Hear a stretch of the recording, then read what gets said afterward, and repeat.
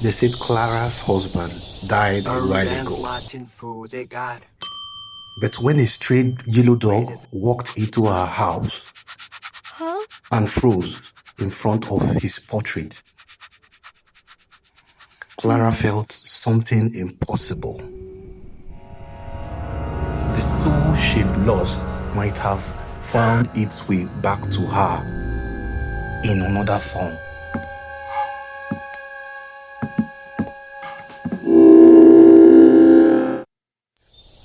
In the 1920s, love like theirs was whispered about, judged, and forbidden.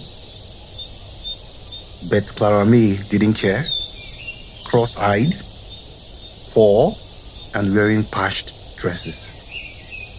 She still found love in Thomas, a white man who treated her with kindness when the world said he shouldn't. For a time, they were happy on their little farm. He worked the land, she kept the home, and though neighbors gossiped, they built a life together. Thomas didn't trust banks, so he buried his savings behind the house, planning one day to surprise Clara with it. But before he could, fever struck him down.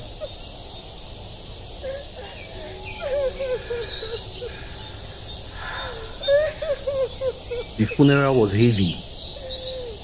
Both black and white folk came to the cemetery. Some mourned, some only came to stare. Clara stood by the grave with a handkerchief, her eyes red from crying.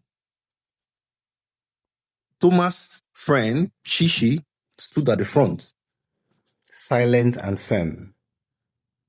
The preacher's words drifted past Clara like smoke.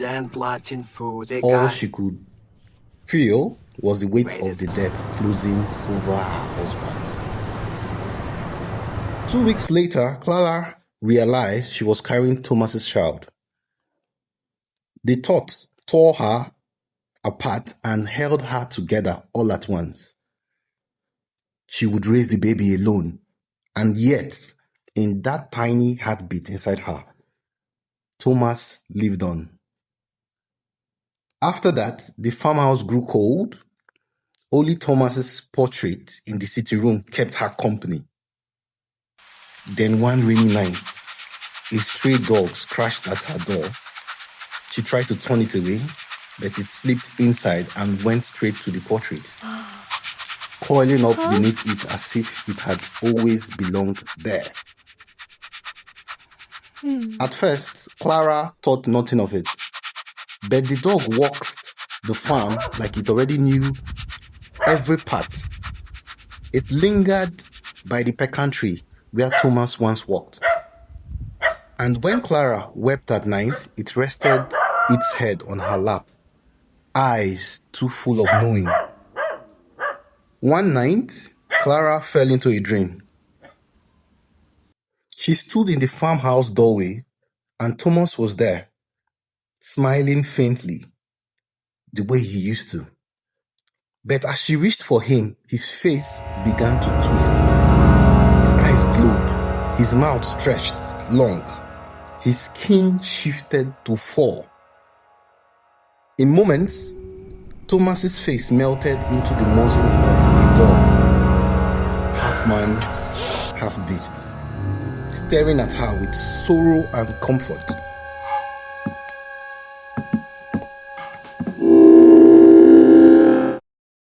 She woke breathless, heart racing.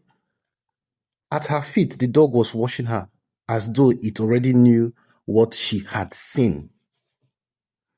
The weeks wore on, and then came the day at the market. Mr. Harland, a big man with a long grey beard, blocked her path. He had never liked Thomas, and he hated Clara even more. "You don't belong here," he spat. "Folks say you killed him. A woman like you oughtn't to be ashamed, showing your face." He shoved her so hard, her basket fell, eggs breaking at her feet. The market went silent. Clara's hands shook. Then came a deep growl. The dog burst forward, fur bristling, teeth bared. It leapt between Clara and Harlan, snapping until the man stumbled back in fear.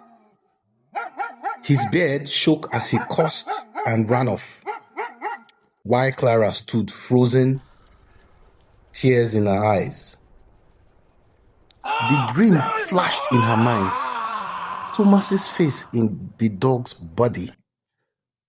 And she whispered to herself, "Lord, help me. It's really him."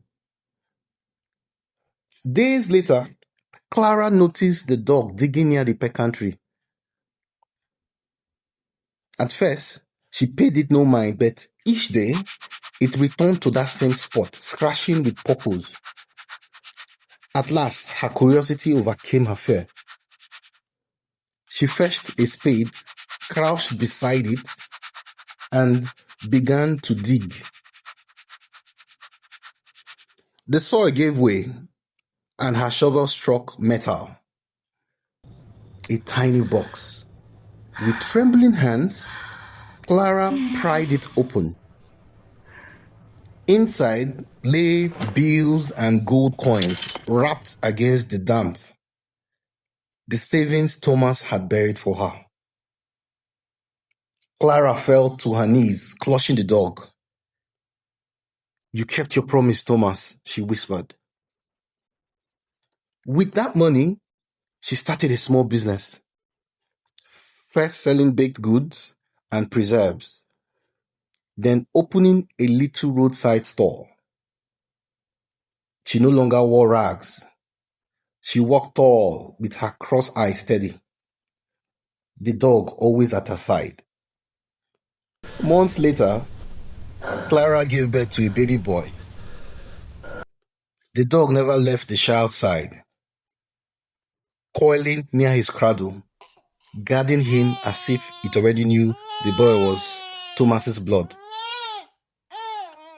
Clara often smiled through her tears, watching the dog nuzzle the baby's tiny hands.